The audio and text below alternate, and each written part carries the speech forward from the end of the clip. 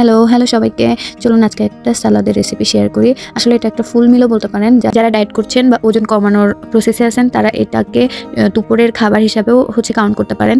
শুধু এই সালাদের সাথে আপনার প্রোটিন জাতীয় কোনো একটা খাবার অ্যাড করে নিতে পারেন। মাছ, মাংস অথবা পনির এই টাইপের কোনো জিনিস। আমি প্রোটিন হিসেবে এখানে ডিম ব্যবহার করেছি। আর আচ্ছা, আমি এখানে বেবি কর্ন আর মাশরুমও নিয়েছি।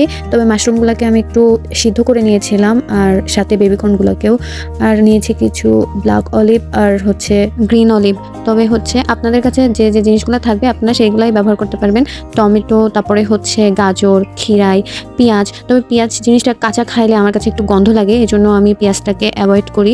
তো আপনারা চাইলে ব্যবহার করতে পারেন। আর সবশেষে একটু কোরিয়ান্ডার লিভস ব্যবহার করব। আমার এর যে স্মেল ওইটা অনেক পছন্দ, এজন্য। আর সাথে কিছু ছোলা। আমি ছোলাকে সারা রাত ভিজিয়ে রেখে একটু সিদ্ধ করে নিয়েছিলাম, কারণ এটা কাঁচা গন্ধটা আমার কাছে খারাপ লাগে। আপনারা যদি চান তাহলে ছোলা কাঁচাও ব্যবহার করতে পারেন, তবে বয়েল করে নিলে সেটা খেতে আরও মজা হয়। এরপরে আমি এর উপরে একটা সস রেডি করব। সেই সসটা দিয়ে আমি বেসিক্যালি এই স্যালাডটা মিক্সড করবো। এই জন্য আচ্ছা, এই সস তৈরি করার জন্য আমি এখানে বেশি কিছু ব্যবহার করি, জাস্ট কয়েক রকমের বাদাম। আপনাদের হাতের কাছে যে ধরনের যে কয়েক রকম বাদাম থাকবে সেগুলো ব্যবহার করতে পারেন। আর সাথে একটু দুধ দিয়ে আমি জাস্ট এরকম ঘন একটা পেস্ট মতো তৈরি করেছি। এই মিশ্রণটা দিয়ে সালাদ মাখাইলে আসলে অনেক মজা হয় খেতে। আপনার বাসায় অবশ্যই ট্রাই করবেন।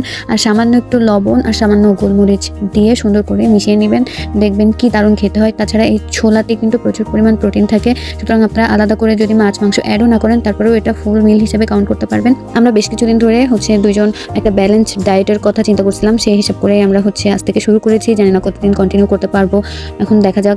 মাসের মধ্যে এরকম 2-3 বার মাথায় আসে, বাট আবার কয়েকদিন পরে মাথা থেকে দূর হয়ে যায়, কন্টিনিউ করতে পারি না। তবে এবার হার্ট অ্যান্ড সোল ট্রাই করবো যে এই ব্যালেন্স ডায়েটটা ধরে রাখার, দেখা যাক কি হয়।